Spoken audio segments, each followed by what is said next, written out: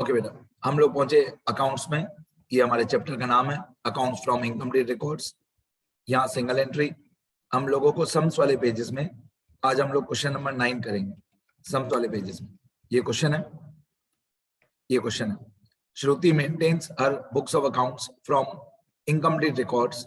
Her books provide the following information. ये दिया हुआ है 1 अप्रैल 2015 और ये दिया हुआ है 31/3/2016। तो 1 अप्रैल 2015 मतलब ओपनिंग बैलेंसेस और 31/3/16 मतलब क्लोजिंग बैलेंसेस। इसमें कैश दिया हुआ है, ये हमारा एसेट होता है, बिल रिसीवेबल एसेट होता है, डेटर्स एसेट होता है, स्टॉक एसेट होता है, इन्वेस्टमेंट एसेट होता है, फर्नीचर भी एसेट होता है, क्रेडिटर्स लायबिलिटी होता है। फिर आप लोगों को लिखा हुआ है क्वेश्चन में, she withdrew rupees 500 per month for personal expenses. She sold her investment of rupees 16,000 at 5% premium and introduced the amount into the business. Again, you are required to prepare a statement of profit or loss for the year ending on 31st March 2016. ठीक है, अब ये answer भी दिया हुआ है book वालों का। ये आंसर हमारा आना चाहिए, एग्जाम में आंसर्स नहीं दिए होंगे तो पहले ये सीख लो कि आंसर में क्या क्या बनाते हैं। इन लोगों ने लिखा you are required to prepare a statement of profit और लॉस। तो स्टेटमेंट ऑफ प्रॉफिट और लॉस है ना, डायरेक्टली नहीं बनता है। ये जो इन लोगों ने लिखा है prepare a statement of profit और लॉस, ये डायरेक्टली नहीं बनता है। इसके लिए हम लोगों को पहले ओपनिंग स्टेटमेंट ऑफ अफेयर्स बनाना पड़ता है। इसको हम लोग बोलेंगे statement number 1, opening statement of affairs. ये देखने में बैलेंस शीट जैसा ही होता है बट थोड़े बहुत चेंजेस होते हैं बैलेंस शीट में और स्टेटमेंट ऑफ अफेयर्स में। तो सबसे पहले मैं फॉर्मेट दिखा रहा हूं सबका। ये है हमारा ओपनिंग स्टेटमेंट ऑफ अफेयर्स, ये साल के पहले दिन पे बनता है। ये हमारा क्लोजिंग स्टेटमेंट ऑफ अफेयर्स, ये साल के आखिरी दिन पे बनता है। फिर हमारा स्टेटमेंट ऑफ प्रॉफिट और लॉस, स्टेटमेंट ऑफ प्रॉफिट और loss for the year ending on dash. अब ये हमारा स्टेटमेंट ऑफ प्रॉफिट और लॉस का फॉर्मेट है। यार क्वेश्चन में आपका सेम होना चाहिए। पहले क्लोजिंग कैपिटल, फिर एड ड्रॉइंग्स, फिर लेस एडिशनल कैपिटल, फिर जो आंसर आएगा यहाँ पे उसको बोलेंगे एडजस्टेड कैपिटल, फिर लेस ओपनिंग कैपिटल, फिर जो आंसर आएगा उसको बोलेंगे ग्रॉस प्रॉफिट, फिर एड इनकम्स, फिर लेस एक्सपेंसेस, फिर जो आंसर आएगा उसको बोलेंगे नेट प्रॉफिट। एक्चुअली इसके बाद चौथा नंबर भी होता है। चौथे नंबर का नाम होता है क्लोजिंग बैलेंस शीट, बट ये हम लोग इस क्वेश्चन में नहीं बनाएंगे। इस क्वेश्चन में पूछा भी नहीं है, धीरे धीरे जब पूछेंगे तब सिखा दूंगा क्लोजिंग बैलेंस शीट। आपको फर्क भी पता चलेगा कि क्लोजिंग स्टेटमेंट ऑफ अफेयर्स और क्लोजिंग बैलेंस शीट में क्या फर्क है। धीरे धीरे शुरू करते हैं। देखो क्वेश्चन में सबसे पहले दिया हुआ है ओनर का नाम श्रुति, डेट्स 1/4/15 और 31/3/16। तो यहां से शुरू करते हैं। Opening statement of Shruti as on 1/4/2015। फिर closing statement of affairs of Shruti as on 31/3/2016, ये क्लोजिंग हो गया। फिर स्टेटमेंट ऑफ प्रॉफिट और loss of Shruti for the year ending on 31/3/16। फिर balance sheet of Shruti as on 31/3/2016, as on 31/3/2016। ये चार चीजों का हमने फॉर्मेट बना दिया। इतना आपको पहले करना। अब सुनते जाना। सबसे पहले जो हम लोगों को एसेट दिया हुआ है कैश 1200 और 1600। अमाउंट से याद करो 1200 और 1600। अब कैश हमारा एसेट होता है, इसको ओपनिंग स्टेटमेंट में एसेट साइड पे लिखेंगे 1200 और क्लोजिंग स्टेटमेंट में एसेट साइड पे लिखेंगे कैश 1600। ओपनिंग में 1200, क्लोजिंग में 1600। आगे कैश हमारा एसेट होता है। इसके बाद बिल रिसीवेबल, डैश मतलब 0 और 2400, 0 और 2400 बिल रिसीवेबल। तो 0 और 2400 हम लोग लिखेंगे एसेट साइड पे। ओपनिंग स्टेटमेंट में 0 मतलब डैश डैश बिल्स रिसीवेबल। और क्लोजिंग स्टेटमेंट में कितना था? क्लोजिंग स्टेटमेंट में था ये वाला 2400।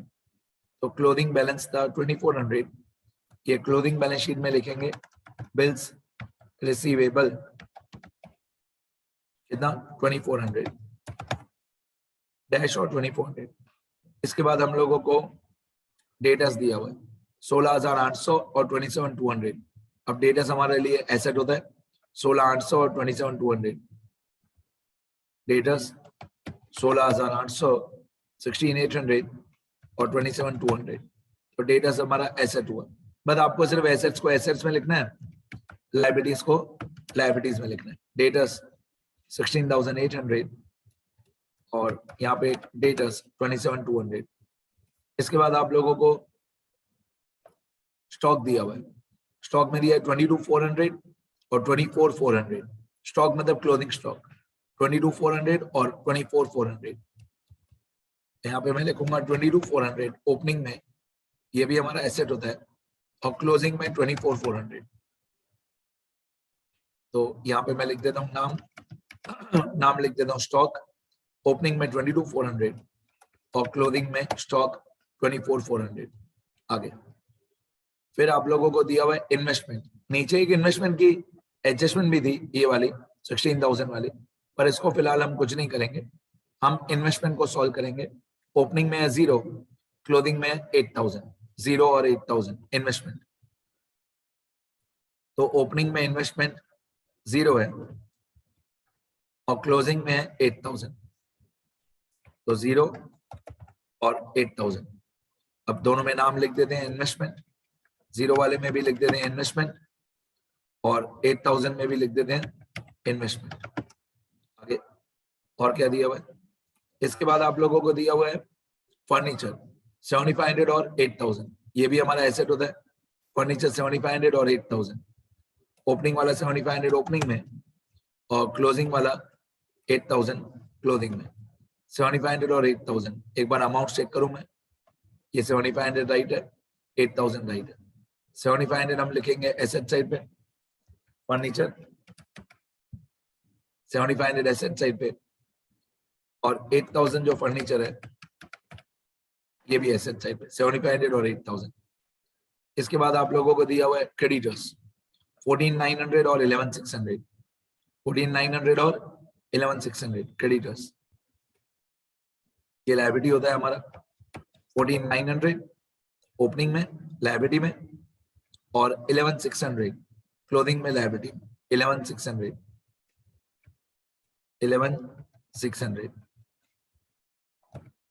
ठीक है। क्रेडिटर्स हमारी लायबिलिटी होती है। इसको दोनों ओपनिंग स्टेटमेंट क्लोजिंग स्टेटमेंट में लायबिलिटी टाइप पे लिखेंगे।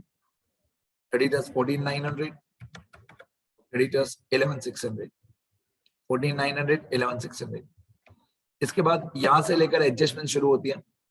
ये सारे जो शी विथड्रू लिखा हुआ है, she sold her personal investment and introduce the amount in the business लिखा हुआ है, ये सब ड्राइंग्स और एडिशनल कैपिटल है। ये सब स्टेटमेंट ऑफ पीएनएल जो है, जो हमारा 3rd नंबर स्टेटमेंट है, उसमें आएगा। ड्राइंग्स 500 इस चैप्टर में उल्टा इफेक्ट होता है। इस चैप्टर में ड्राइंग्स को हम लोग प्लस करते हैं, ऐड करते हैं, और जो एडिशनल कैपिटल होता है उसको हम लोग माइनस करते हैं। सुनना ध्यान से, she withdrew 500 per month for personal use, ये ड्राइंग्स हुआ। 500 पर मंथ मल्टीप्लाई बाय 12 करेंगे तो पूरे साल का ड्राइंग्स आएगा 6,000। तो ये जो ड्राइंग्स है ये हम लोग ऐड करेंगे, ऐड ड्राइंग्स, ऐड ड्राइंग्स। इसको अंडरलाइन करके मैं यहाँ पे लिख दूंगा cash withdrawn equal to 500 per month, 500 rupees per month multiply by 12 months. पूरे साल का हमारा ड्राइंग्स होगा 6,000। पूरे साल का ड्राइंग्स होगा 6,000। आगे फिर हम लोगों को ड्राइंग्स बस एक ही इफेक्ट आपके स्टेटमेंट ऑफ पीएनएल में ऐड। क्यों ऐड होगा मैं समझाऊंगा, उसके लॉजिक है, पर ड्राइंग्स इस चैप्टर में ऐड होता है। She sold her investment of 16,000 at 5% premium and introduce the amount in the business. अब ये जो प्रीमियम है वो क्या होता है, इन्वेस्टमेंट बेची, पर्सनल इन्वेस्टमेंट बेची और वो पैसा बिजनेस में लेके आई, लेकिन इस 16,000 की इन्वेस्टमेंट का ऊपर ये जो इन्वेस्टमेंट दी हुई है डैश और 8,000, उससे कुछ लेना देना नहीं। ये वाली इन्वेस्टमेंट अलग है 16,000 वाले। आप इस 16,000 को क्या करोगे, एडिशनल कैपिटल में लिखोगे, लेस पे लिखोगे। स्टेटमेंट ऑफ पीएनएल में 16,000 की इन्वेस्टमेंट हमने बेची, ओनर ने बेची श्रुति ने, और वो पैसा बिजनेस में लेके आई। अब ये जो इन्वेस्टमेंट बेची है श्रुति ने, ये बेची है एट 5% प्रीमियम। प्रीमियम मतलब प्रॉफिट। तो 16,000 कॉस्ट प्राइस है, इसका 5% प्रॉफिट होता है 800 रुपए, 800। तो श्रुति ने ये इन्वेस्टमेंट बेची होगी 16,800 में, और वो पैसा 16,800 she introduced the amount into the business, मतलब ये श्रुति का एडिशनल कैपिटल है 16,800, 16,800। ये मैं एडिशनल कैपिटल में लिखूंगा, लेस पे लिखूंगा, ये मैं एडिशनल कैपिटल में लेस पे लिखूंगा। ठीक है। अब पर्सनल इन्वेस्टमेंट या you can say cash brought into the business. अब श्रुति ने इन्वेस्टमेंट बेची 16,000 की एट प्रीमियम ऑफ 5%, मतलब 5% प्रॉफिट। अगर आप 16,000 में 5% प्रॉफिट ऐड कर दोगे तो हो जाएगा 16,800। इतना पैसा श्रुति लेके आई, ये हो जाएगा लेस, लेस मतलब माइनस, 16,800 माइनस होगा। इस चैप्टर में एडिशनल कैपिटल माइनस होता है। आगे अब दो ही एडजस्टमेंट थी, एक ये 500 वाली मल्टीप्लाई बाय 12 और एक ये इन्वेस्टमेंट वाली। फिर लिखा you are required to prepare statement of profit and loss for the year ending on 31/3/16। अब पहले ओपनिंग स्टेटमेंट को टैली करते हैं, ओपनिंग स्टेटमेंट ऑफ अफेयर्स इसको टैली करते हैं। तो यहां से हमको ओपनिंग कैपिटल मिलेगा, इसको पहले टैली करते हैं, देखते हैं एसेट साइड का टोटल कितना है। तो एसेट साइड का टोटल है 1200 प्लस 16,800 प्लस 22,400 प्लस 7,500। तो एसेट साइड का टोटल है 47,900। अब लायबिलिटी साइड का टोटल है 14,900। ऑब्वियसली लायबिलिटी में एक ही अमाउंट है, तो एसेट साइड के टोटल में देख लायबिलिटी साइड का टोटल माइनस कर देते हैं। तो एसेट साइड पे था 47,900 माइनस लायबिलिटी साइड का टोटल था 14,900। 47,900 माइनस 14,900, तो 33,000 हमारा ओपनिंग कैपिटल आएगा। ये ओपनिंग कैपिटल हम लोग कहाँ पे लेके जाते हैं? ये ओपनिंग कैपिटल हम लोग स्टेटमेंट ऑफ पीएनएल में लेके जाते हैं। ये वाला 33,000, ये वाला जो 33,000 आया हमारा ओपनिंग कैपिटल, इसको स्टेटमेंट ऑफ पीएनएल में लेके जाते हैं, और ये लेस मतलब माइनस होता है 33,000। इसको स्टेटमेंट ऑफ पीएनएल में लेस कर देते हैं 33,000, ये माइनस होता है 33,000।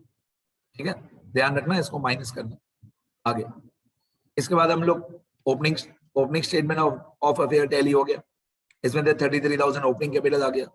अब हम लोग क्लोजिंग स्टेटमेंट ऑफ अफेयर्स को टैली करेंगे, और क्लोजिंग स्टेटमेंट ऑफ अफेयर्स का एसेट साइड का total 1600 plus 2400 plus 2200 plus 24,400 plus 8,000 plus 8,000, तो ये आ रहा है 71,600। ये 71,600 एसेट साइड का टोटल है, यही हमने लायबिलिटी साइड पे लिखा। एसेट साइड का टोटल 71,600, लायबिलिटी साइड का टोटल 11,600, इन दोनों को माइनस कर देते। तो 71,600 में से 11,600 माइनस कर देंगे तो हमारा आंसर आएगा 60,000। हमारा आंसर आएगा 60,000। ये 60,000 हमारा क्लोजिंग कैपिटल है। ये 60,000 हमारा क्लोजिंग कैपिटल है। इसको हम लोग लेके जाएंगे क्लोजिंग स्टेटमेंट ऑफ अफेयर्स में। इस 60,000 को हम लोग स्टेटमेंट ऑफ पीएनएल में लेके जाएंगे, और स्टेटमेंट ऑफ पीएनएल में ये 60,000 ऐड होता है, फर्स्ट लाइन में आता है 60,000। स्टेटमेंट ऑफ पीएनएल में यही 60,000 फर्स्ट लाइन में ऐड हो जाएगा 60,000। डन, क्लियर है यहां तक? तो ओपनिंग स्टेटमेंट में दे हमारा 33,000 कैपिटल आया, ओपनिंग कैपिटल, इसको स्टेटमेंट ऑफ पीएनएल में लेस कर दें, और क्लोजिंग स्टेटमेंट ऑफ अफेयर्स में दे हमारा क्लोजिंग कैपिटल आया 60,000, इसको स्टेटमेंट ऑफ पीएनएल में ऐड कर दें। अब 60,000 में पहले अभी पूरा स्टेटमेंट ऑफ पीएनएल, बस बाकी तब हो गया। अब सबसे पहले जो 60,000 है, सबसे पहले 60,000 है, उसमें हम लोग प्लस करेंगे 6,000 और माइनस करेंगे 16,800। क्लोजिंग कैपिटल 60,000 प्लस 6,000 माइनस 16,800, तो हमारा एडजस्टेड कैपिटल आएगा 42,900। इस 42,900 में थे, हम लोग ओपनिंग कैपिटल 33,000 माइनस कर देंगे, तो 49,200 माइनस 33,000, 49,200 माइनस 33,000, तो हमारा ग्रॉस प्रॉफिट आएगा 16,800। अब एडजस्टमेंट में कोई इनकम दी हुई नहीं थी, मतलब आप जीरो या डैश बोल सकते हो। अब एडजस्टमेंट में कोई एक्सपेंसेस भी दिए हुए नहीं थे, तो आप इसको भी जीरो या डैश बोल सकते हो। अब आ जाते हैं हमारे नेट प्रॉफिट पे। हमारा ग्रॉस प्रॉफिट है 16,800, हमारा ग्रॉस प्रॉफिट है 16,800। इस ग्रॉस प्रॉफिट में 16,800 में अगर कोई इनकम हो तो प्लस करेंगे, और अगर कोई एक्सपेंस हो तो माइनस करेंगे, तो हमारा नेट प्रॉफिट आ जाएगा 16,200, सॉरी 16,200। इस 16,200 में ये इनकम्स का टोटल प्लस करेंगे और एक्सपेंसेस का टोटल माइनस करेंगे, तो हमारा आंसर आएगा 16,200। ये हमारा नेट प्रॉफिट। अब मैं चेक कर लेता हूं, 16,200 ये रहा नेट प्रॉफिट। 16,200 सही है। ओपनिंग कैपिटल जो हमने फाइंड आउट किया वो भी सही है, क्लोजिंग कैपिटल जो हमने फाइंड आउट किया वो भी सही है। ये हमारे, आप ऐसे बोल सकते हो कौन सा मेथड है, मैं ऐसे बोलूंगा कि ये हमारे मेथड 1A है। सुनना ध्यान से, मेथड 1A क्या होता है, मैं धीरे धीरे समझाता हूं।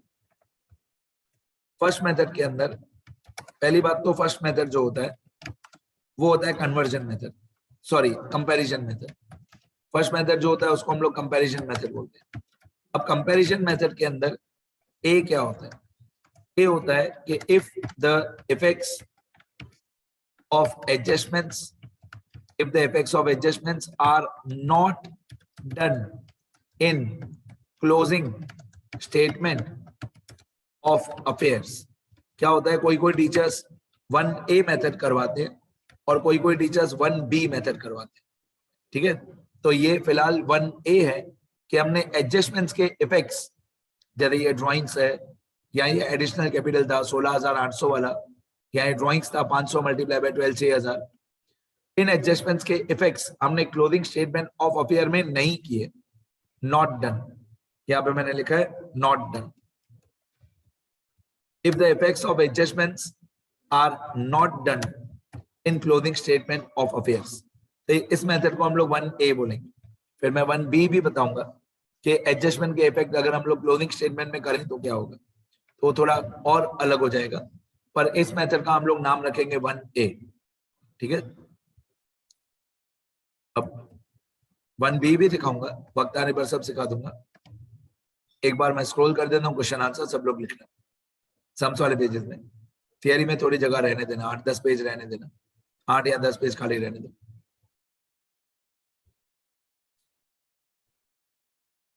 ये क्वेश्चन है, इसी तरह ये वाला बहुत, यहां तक क्वेश्चन है। ये आंसर, आंसर में पहला स्टेटमेंट, ये दूसरा स्टेटमेंट,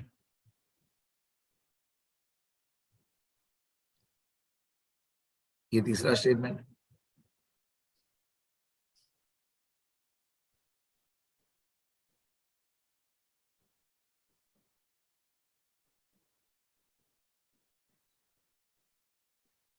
और मैंने क्लोजिंग बैलेंस शीट नहीं बनाया, ठीक है। और थोड़ा टिपिकल समाएगा फिर बताऊं।